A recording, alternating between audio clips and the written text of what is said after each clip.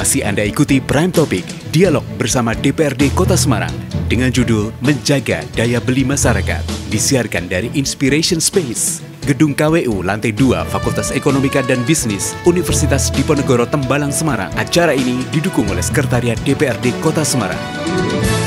Baik, tadi kita sudah sedikit mendapatkan pencerahan di awal tentang bagaimana sih untuk kenapa daya beli masyarakat itu harus dijaga. Tapi saya juga pengen perdalam lagi untuk memberikan insight kepada pendengar dan pemirsa faktor-faktor apa saja yang bisa mempengaruhi kestabilan dan fluktuasi daya beli masyarakat. Saya perlu sampaikan terlebih dahulu data. Ya. Rata-rata pengeluaran per kapita per tahun di Kota Semarang itu berapa? Nah, ternyata ini menarik karena ada perbedaan beban pengeluaran antara laki-laki dan perempuan. Oke. Laki-laki itu mempunyai beban pengeluaran yang lebih tinggi dibanding perempuan. Ya. Kebutuhannya mungkin lebih banyak karena mungkin ada kebutuhan udut gitu ya. Ada untuk transportasi yang lebih mobile. Kemudian ya mungkin hangout lebih sering gitu Mbak. Kalau dilihat itu Mas Ahmad Syakir itu potong rambut mungkin sebulan sekali ya. Kalau perempuan mungkin baru setengah tahun. Iya, karena saya memikirkan daya beli juga jadi. Gitu ya. Iya. Potong rambut. Kalau setiap potong rambut kan eman-eman, duitnya mending buat yang lain gitu kira-kira kayak gitu lah. Nah, berapa kira-kira Mas beban pengeluaran per kapita laki-laki di Kota Semarang tahun 2023? Dari data itu 17.49 setahun.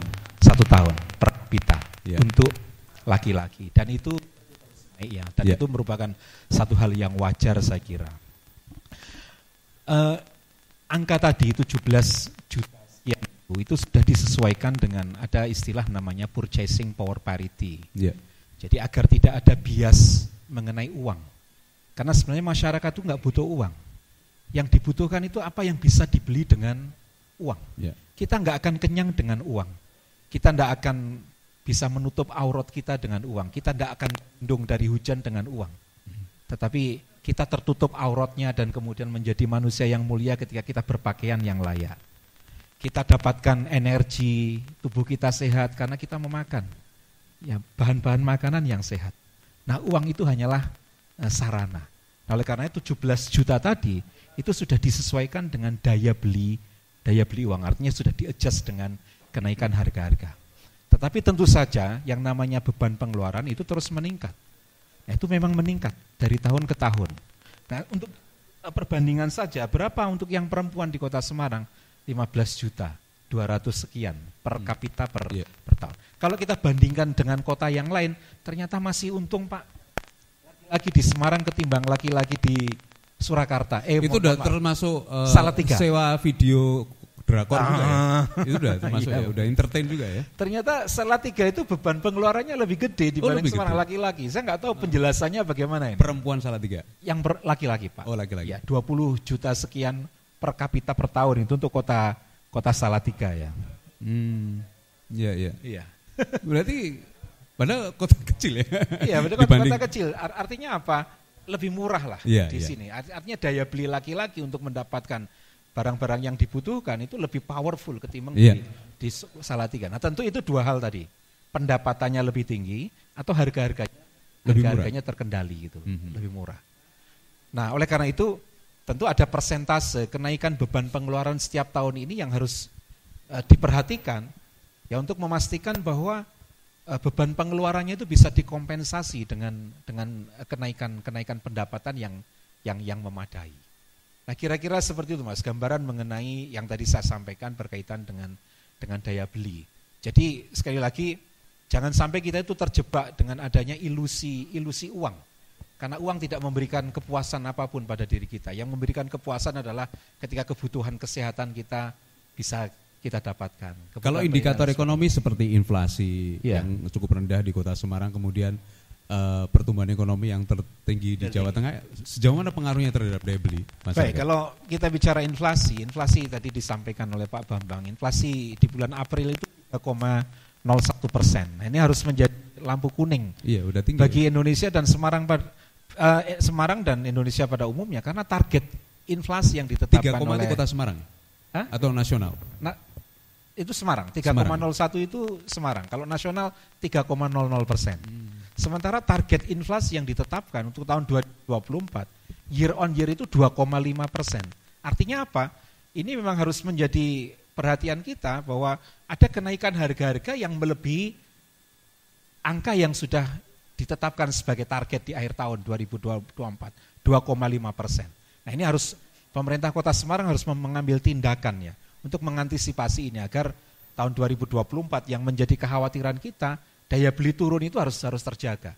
Karena tadi Pak Filus juga sudah sampaikan ya kelangkaan barang, kemudian dibarengi dengan kenaikan harga-harga akibat dampak dari geopolitik global, ini harus diantisipasi saya kira.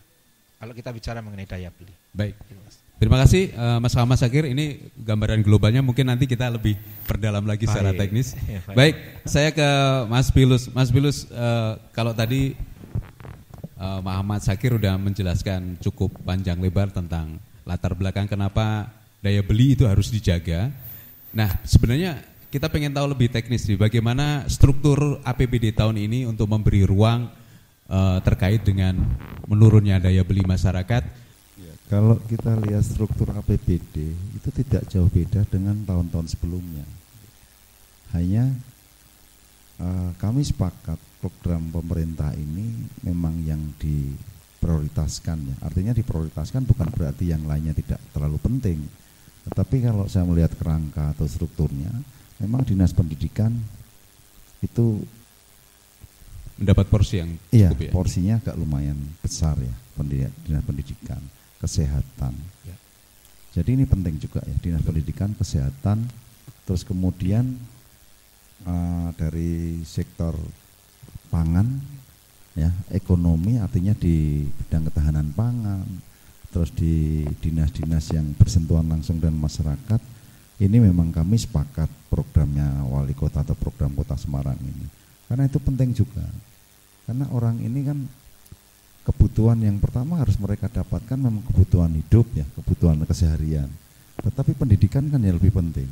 Ya. Nah, selain pendidikan, kesehatan ini juga lebih penting. Kebutuhan dasar ya. Iya.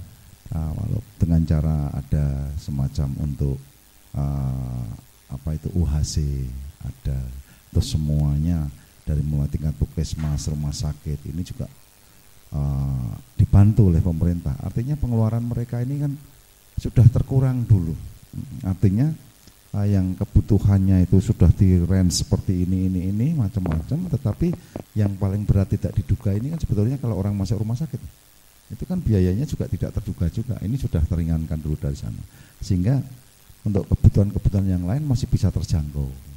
Seperti tadi yang disampaikan oleh Pak Ahmad tadi kan betul sih, pendapatan ini berpengaruh dengan daya beli. Pendapatannya tidak naik, daya belinya pasti akan menurun. Ini sama kalau pemerintah tidak berbuat, bahkan semuanya tidak terjangkau, sehingga daya belinya juga mengalami penurunan. Kalau kita lihat struktur yang ada di pemerintah Kota Semarang, saya sepakat, saya mendukung itu, bahwa masyarakat ini memang butuh sentuhan apapun itu dari pemerintah. Karena yang namanya pemerintah pusat itu kan kebijakan yang ada di pusat. Nah, pemerintah daerah ini kan juga menyesuaikan nih. Karena masing-masing kultur wilayah kan berbeda-beda. Terus masyarakatnya juga berbeda-beda, pendapatannya juga berbeda-beda. Sehingga ini ya yang harus selalu dilakukan. Makanya programnya ada yang namanya urban farming.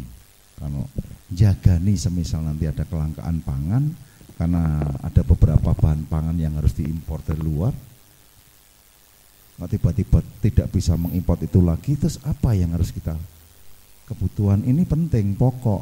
Sementara Semarang nggak punya lahan pertanian. Makanya yang di pinggiran masih oke lah, yang di tengah kota manfaatkan lahan-lahan sempit, lahan-lahan yang mungkin bisa ini. Ini kan program nasional juga yang harus diikuti oleh pemerintah di daerah, khususnya di Semarang juga.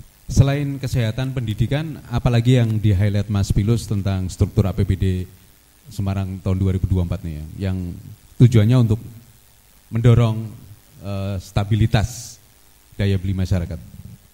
Di luar kesehatan dan pendidikan, pasti yang ada sentuhannya dengan kebutuhan pokok. Ya.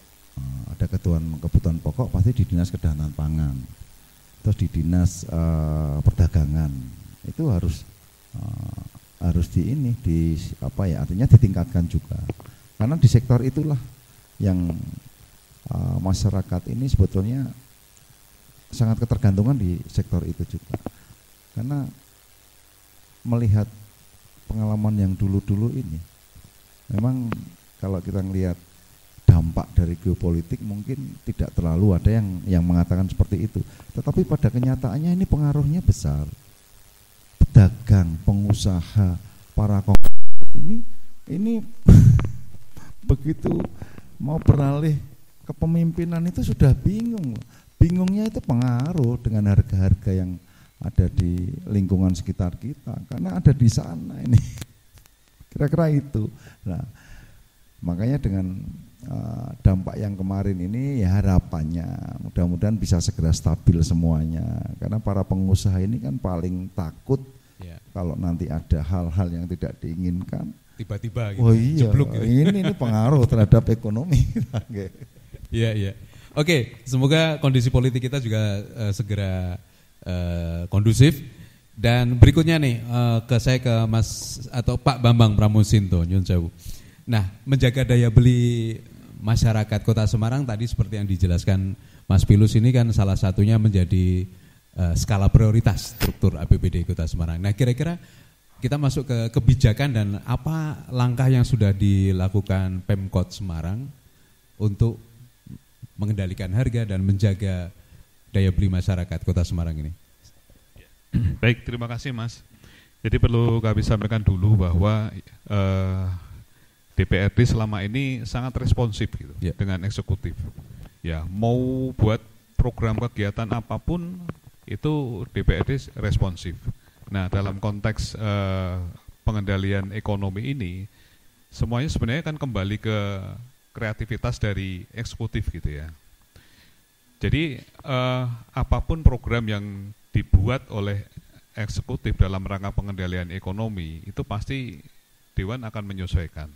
Nah, beberapa kegiatan yang sudah dilakukan antara lain di pemerintah Kota Semarang yang alhamdulillah beberapa hal kita bisa mengendalikan ya, seperti inflasi. Kemudian tadi menyinggung sedikit terkait dengan tingkat pengangguran terbuka, alhamdulillah baru saja Pemkot Semarang juga meraih award gitu ya, TPT terendah di Jawa Tengah. Ini kan menunjukkan beberapa program atau kegiatan ini sudah sesuai gitu ya. Tinggal bagaimana kita mengimprovisasi agar program dan kegiatan ke depan yang insya Allah akan tetap direspon oleh Dewan ini bisa berdampak positif dalam rangka untuk pengendalian inflasi.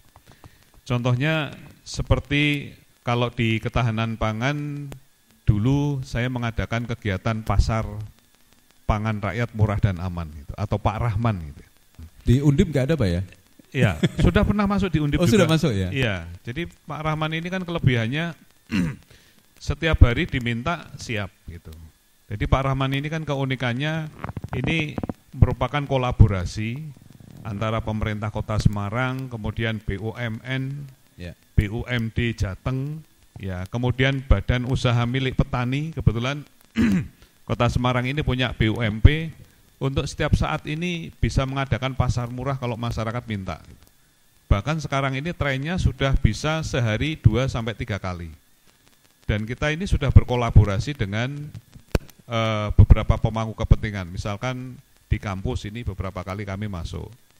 Kemudian di perusahaan Pak, di perusahaan ini kami sudah kerjasama dengan 2 perusahaan di Kota Semarang setiap tanggal 15, karena perusahaan itu gajiannya tengah bulan gitu. Diminta untuk mengadakan pasar murah. Ya, kami siap gitu. Kemudian kami juga berkolaborasi dengan Dewan Masjid Indonesia. Dewan Masjid Indonesia Kota Semarang ini kan punya ribuan masjid di Kota Semarang. Rata-rata kan punya halaman begitu. Dan di sekitar masjid itu kan pasti ada pemukiman. Nah, kami kerjasama. Terus setiap hari gitu. Yang alhamdulillah mungkin ini menjadi salah satu faktor yang mampu menurunkan inflasi.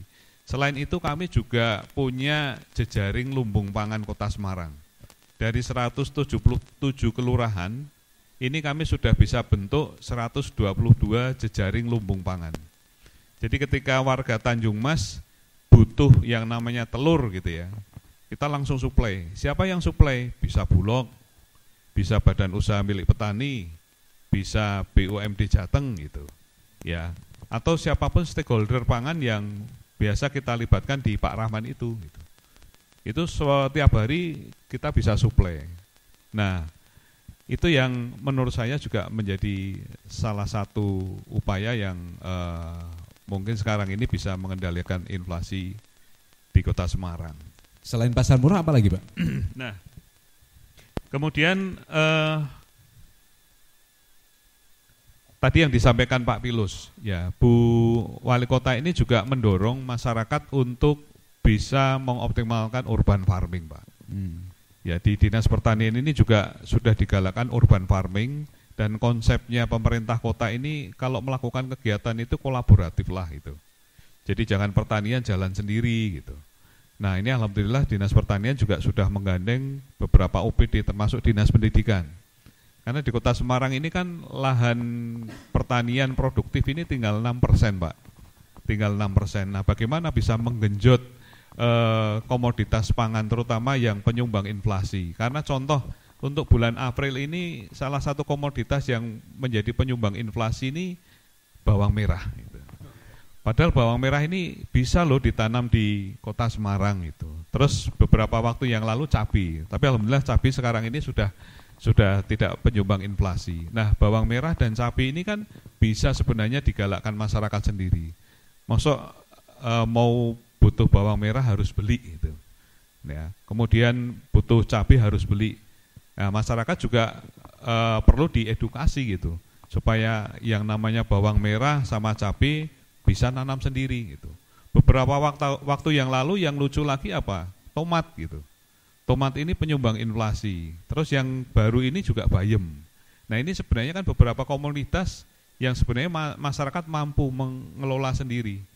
Ya, sehingga kalau masyarakat ini sudah masih melakukan urban farming, cabai tidak harus beli, bawang merah tidak harus beli, insya Allah inflasi di Kota Semarang ini juga bisa semakin menurun. Paling tidak dari sektor bawang merah dan cabai gitu misalkan.